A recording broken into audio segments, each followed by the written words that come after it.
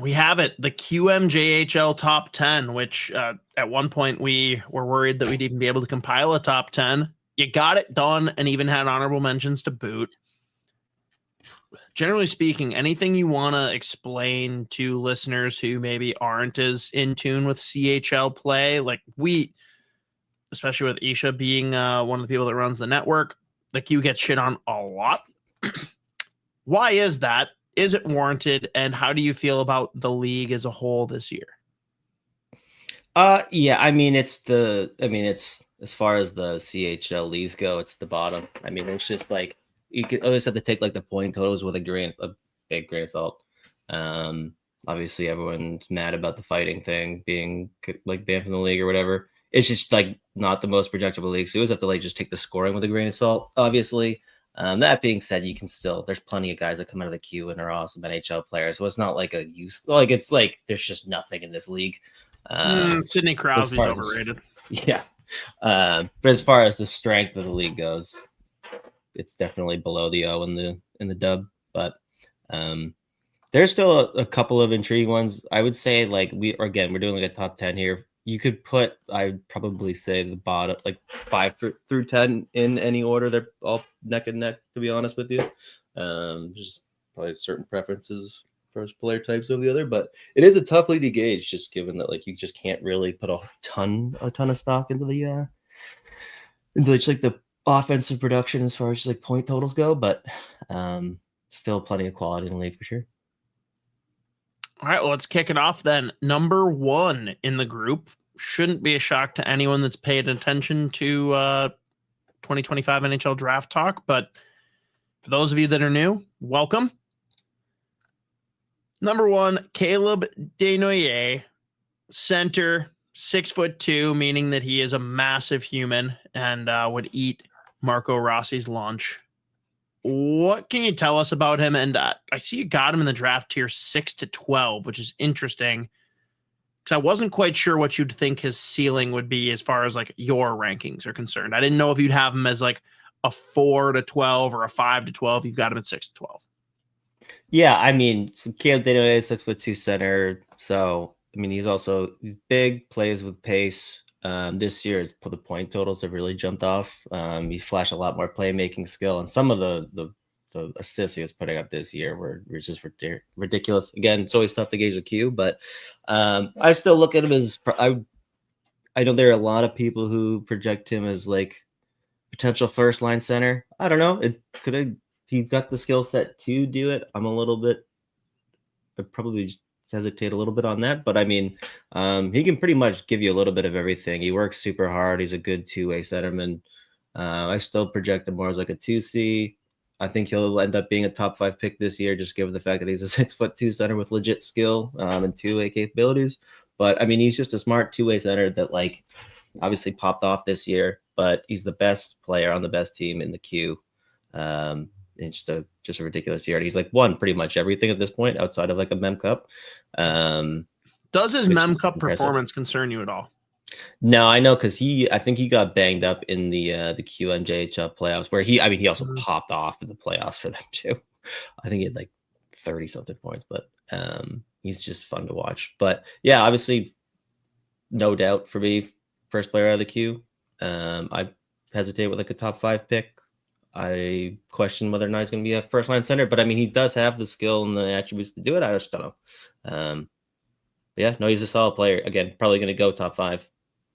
You don't know the order of everyone else, but I just tell you that Boston got him 7th overall. Are you excited, happy, or like, sure, whatever? I'd be excited again. Like he does he plays a projectable game, and he's got like the legit upside there. So I'd be getting knowing that he's going to probably go top 5 anyways. If they take him at 7, if he's available, that'd be great. Yeah, I'd take him at 7 for sure. All right, moving on to number 2, Justin Carbonneau. You got him in the tier 15 to 20, which just tells me this guy has to land in Montreal, doesn't he? Yeah.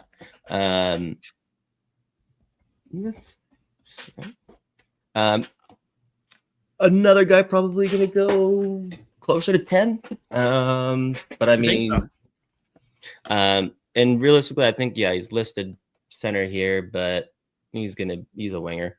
But he makes plays. He can score goals. Powerful skater, really good handles in general. He's fun to watch. Put up a ton of goals this year. 46 in the Q. Had a rougher playoff, but I mean, he was pretty much by himself. He's on an island there. He's fun to watch. I don't know if you would necessarily describe him as the most like dynamic skill set offensively, as far as like hard skills or whatever. But I mean, he makes plays. He's unpredictable at times. He's fun to watch. I'm gonna guess he goes anywhere from like 10 to 13 or 14, probably in that range. But he does flash some explosiveness here and there, skates well. So we'll see. But so I think he's going to go in the 10 to 14 range. You've got him in the 15 to 20 tier. Like, what's your reservation versus what other people see? I think I'm probably just higher on some of the other defensemen than other people. So It's not necessarily that much to do with him, because again, like as far as like his upside goes, he could potentially be a top 6 scorer. And again, the fact that he's that size, skates as well as he does, he's kind of that dual threat offensively. It's an unreasonable take for sure. Like again, like let's say your team's picking 12, even though I put him in the 15, 20 range, get him at 12, it's a good player. Sure. Looks like a guy that's got a good chance of being a top 6 scoring winger. Fair enough. Moving on to number 3, Bill Zonnon. He's awesome. I enjoy watching this man play hockey. He is listed at 6'2". When you watch him play, you would be like, he's 6'5" minimum. But every single game he plays in, he is by far the hardest worker. He's got a relentless motor. He's really smart, just creating turnovers on the forecheck. I was just going through some of the film today. There were a couple of times where like somehow the puck goes behind the net, goaltender comes out to play the puck, and like somehow misses that this giant man is like about to come in on the forecheck, like changes angles, and he's just like knocking pucks out of midair. And he's got like 3 or 4 assists this year where he's doing that behind the net and just giving someone a tap in. He flashed a lot more skill this year than usually. Also played center down the line. As the year went on, he became pretty much their go-to center, actually. So he can play both positions. The big question is going to be, is the foot speed and like just the overall skating going to hold him back at all? I think just given the fact that he has such a transferable game, whether it's like top of your lineup or he can play in the middle 6 and give you some scoring. He does have a great shot. I think that should mitigate any issues with the skating. It looks very wonky looking, but he's so big, strong, and powerful that like one push and he gets quite far on the ice. It's just like pretty choppy. Not exactly like a speedster, but he's flashed a ton of playmaking skill this year. Works super hard. I think there's a chance he probably goes closer to 20. Just given the fact that he is the size that he is, he's going to be a really good NHL player. Like he's just one of those guys with a super high floor. And again, the fact that he's gonna be able to play up and down your lineup, he's awesome. He's really fun to watch. He is a beast. He's a nightmare if he's in front of the net. Like he is going to outmuscle you, toss you around, and score. And yeah, he popped off offensively this year. Nice. All right, moving on to number 4. We got, is it Alex Wang? I think it's Huang. Huang, not Wang. Wang. I'm not sure, to be honest with you. Right shot D-man, super fluid skater, projectable 2-way game. You know, big questions on the upside, but he does flash some nice playmaking from the back end, walks the line pretty well, can be like probably projected like a second power play guy. Put up a little bit more points this year, but the combination of the athleticism, how well he skates, and like the advanced defensive, like against the rush, he's got some advanced defensive habits. He's fun to watch. I like him a lot. Might be higher up than other people, but again, I really like fluid 2-way defensemen who skate as well as he does. And again, right shot, always great. But yeah, no, I'm a big fan. These are good, by the way. 4 through 10, we're going to be like, yeah, no, that's fair. So then moving on to number 5, Emil Guite. Mm-hmm. God, I'm good. This was a tough one. Like coming to like this point last year, and I mean realistically, the start after his performance at the Hlinka, this was a guy that was projected potentially like late first round. Had a really rough year, took a big step backwards, just like inconsistently left and right. But he does have an absolute hammer of a fucking one-timer, really good shot. Scored a good amount last year. The draft -1 looks like a kid with potentially like pretty high top 6 scoring upside. This year, obviously, did not pan out whatsoever. 16 goals, I think, was it 59, 60 games? But you know, he moves well enough at that size that if he can just pick up the defensive habits more consistently, he should be able to at least chip in a third or fourth line. Like give you the occasional goal, but like just deliver some like physical presence in your lineup. Again, if he can become a better defender all around, then it's going to give you some value there.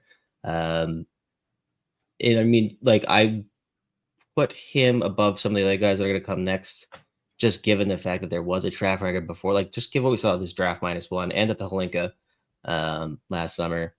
Like, we know he can score. It's just we never really got going this year, and I don't know. It was just a tough year for him. But I mean, again, you like the physical profile, the fact that we know that he can score, and I mean, he shows flashes where he's interested in defending and can do it. So, probably a project player long term. It's going to be in your middle six that hopefully can chip in some goals here and there, but give you some defensive value. All right, moving on to number 6, we've got Zachary Morin. Zach Morin. Damn. That's fair. All right.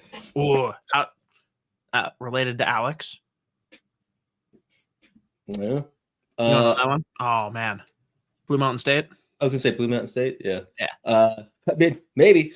This is one of the more interesting profiles of anyone in this category here. Like, starts off the year in the USHL. I think he only played 4 games. Moves over to the Q, and he's committed to BU. But he has some really high-end skill. He moves really well at that size, and he is a prick to play against. Super physical, not afraid to engage. When he can like be dialed in and he's got just a little bit better discipline, decision making, he has legit top 6 scoring upside. And again, the fact that he's doing this at 6 foot, moves as well as he does, like I just think there's a lot of upside there. So I would put him in this category, or probably even potentially like 70s. The second half of the season was brutal. Like, his move over to the Q started off really well. I think he's just better than a lot of the other players he's played against too. And like some of the decision making, bad discipline at times, bad penalties, definitely hurt him as the year went on. Probably would have been better off. I mean, either way, he's going to be used, so we'll see. But he probably could have been playing college hockey. I don't know. Did Ryder Ritchie take his spot? Maybe. But again, really went into just a pretty long scoring drought in the middle of the season, and only like picked back up in flashes as the year went on. It's a tough year for St. John, but he has the physical profile, the tools, and just like the raw skill that I think he's worth a flyer for sure. And again, when he's on and he's disciplined, you can dial in the decision making and just like work with him long term. That's a project player. Like, dude's got a legit prospect here, I think. So I went with him at 6. All right, number 7, Philip Veilleux. Oh, legal midget. This is he's going to be a fascinating one. 5'9" left winger for Val d'Or. He is a ton of fun. High end offensive production, super skilled playmaker, unpredictable, and like despite the fact that he's 5'9", he just like does not get hit, like super elusive. But I mean, watching him in open ice is a ton of fun. Like, he is just flying around, making everyone look stupid. Again, it's always tough to judge like the Q, but he's a strong skater with legit skill. He's got a great shot. And he's a super smart player too, which kind of lends itself to the fact that he just like does not get hit. Like, he knows where the opposition is pretty much every time he's on the ice. And he's always taking the puck in motion. He anticipates play really well. I love watching him play. Again, it's 5'9" winger, you're always going to have questions about, and playing in the queue.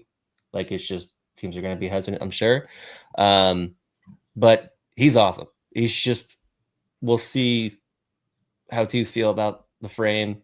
And like, on one hand, it's great that he's able to just be so elusive and almost never get hit. Same time, we don't really know how it's going to go when he's going to get hit the next level. So, and I mean, plus the size pair with the fact that there's not a whole lot of defensive value there. But again, I just think he is a really smart player. He's worth a potentially mid to late round flyer for sure, even though there's the size issue. But he's a ton of fun to watch. I mean, 40 goals, regardless of what league you're playing in, doing that in 64 games is impressive. All right, moving on to number 8. We've got, is it Carlos Handel? It's a Handel. That Handel is so hot right shot defenseman named Carlos, who's from Germany, playing in the QMJHL. It's a fascinating. That alone should be a top 15 pick consideration, to be honest with you. Send him to Mars. He really picked up play as the year went on too. Not a great environment in Halifax this year, but such a strong skater. Again, he's got the size. He's physical despite the small frame. Or as far as like he's 170 at 6'1", pretty light. So he definitely used to like just get bigger. And even though again, like there's a somewhat of a lack of strength, he's not afraid of any physicality, but like he is really good at just not getting forecheck, breaking up the ice. He's got a really nice first pass, gives you two-way value. And I think this is a tough year for Halifax. He's probably got some more offensive prowess in there, but just as a right shot demon at 6'1", who skates as well as he does. He's really smart, super high hockey IQ. I like him a lot. I think there's plenty of room for him to grow. Number 9, then Mateo Nobert. There, yeah. 6 foot center. I don't know how to say this fucking team name. It's like Blainville, whatever. The Armada. We'll just stick with the Armada. Another really fun player. We're good. Yeah. 67 points in 57 games this year in the queue. Playmaker. He could score goals as well. But I mean, he's got the size and really good like passing ability. He's probably more of a passer at the next level. And it gives you some two-way value too defensively. I think honestly he could be a decent middle six scorer. Yeah, he's a lot of fun. He skates really well too. Like the way that he moves up the ice. I think he's pretty smart. So yeah, I put him 90 to 100. Yeah, I think he's in that like fourth round tier. So he's fun to watch though. All right, rounding out the top 10, we've got Maddox Labre. I think sounds about right to me. Big 6'2" left shot defenseman. Pretty good skater. The numbers are fine. The dash 43 is something else. But that is quite the dash as a defenseman. Wow.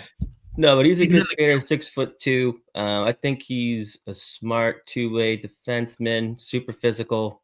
When he feels like it, I don't know. There's some games where it's like there's just a lack of consistently that probably like hurts his overall stock. But I think there's enough foundational tools there that you really are going to be intrigued by this guy that moves as well as he does at 6'2".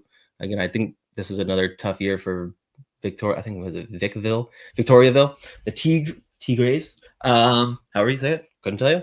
But fluid mover, 6'2", left shot D-man.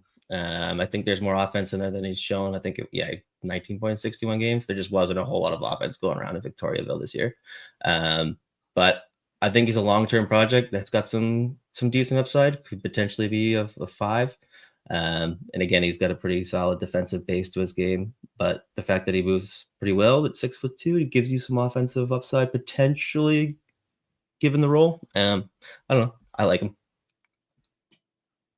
All right, well, let's go on to the honorable mentions then, which again, I don't know any of these players because I probably was only familiar with the first like 4 guys on this list. So I don't pay attention to the queue.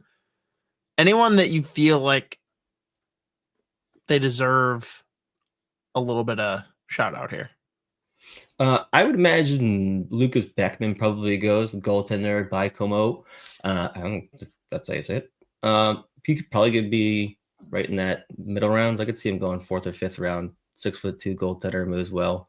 Goaltending is not a fun position to play in the Q, obviously, but now we poked fun at Mateo for the first card on one of these lists because he like got the team and height and weight and stuff wrong. Please tell me he didn't mess this up and that a player's name is just Drakkar. No. Damn it. That would have been so cool. That would have been number one all name team, period. My name's Drakkar. Is that your first or last name? Yep. Yes. Yep, sure is.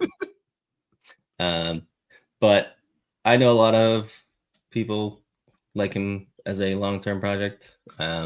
Again, athletic goalie, 6'2". So I'd imagine he probably goes 4th, 5th round. Drakkar is where is that part of the Lucas? It's supposed to be, yeah, he's just a small. Oh, okay. God damn it, Mateo. You got me all excited. But yeah. Son of a bitch. All right. Well, that's good.